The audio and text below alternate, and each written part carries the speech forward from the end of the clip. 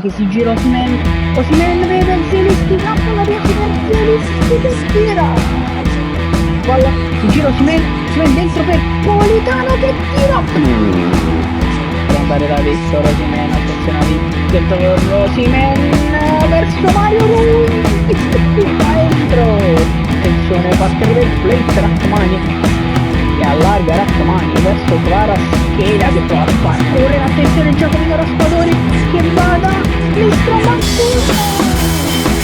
transizione pazzesca che si gira Osimhen che tira, sfonda la porta Victor Osimhen, scetta ancora il capitano, palla verso il tiro adesso che poggia,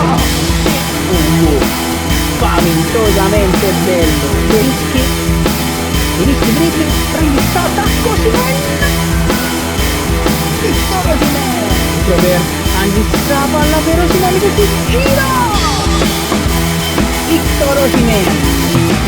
Zielinski che prova ad andare all'incrocio dei pali,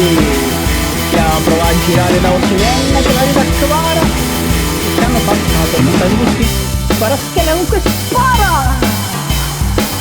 dribbling di Zielinski, appoggia però Botta che arriva allo Botta, vede dall'altro lato Zielinski di testa, ma che gol abbiamo fatto ragazzi, Elmas il cross in mezzo, c'è Raspadori, poi Nathan lo botta per Zielinski che si gira,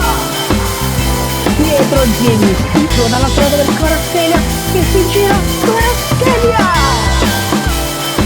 allarga verso Ficia Kvaratskhelia fino alla Kvaratskhelia dentro per lo Botta che arriva cross in mezzo, Raspadori che vada Elmas che può crossare verso Osimhen,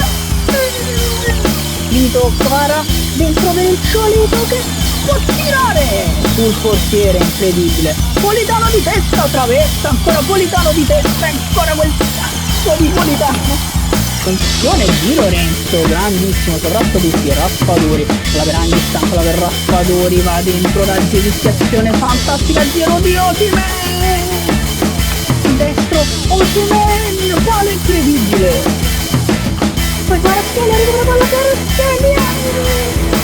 la chiudiamo, Ficia Kvaratskhelia.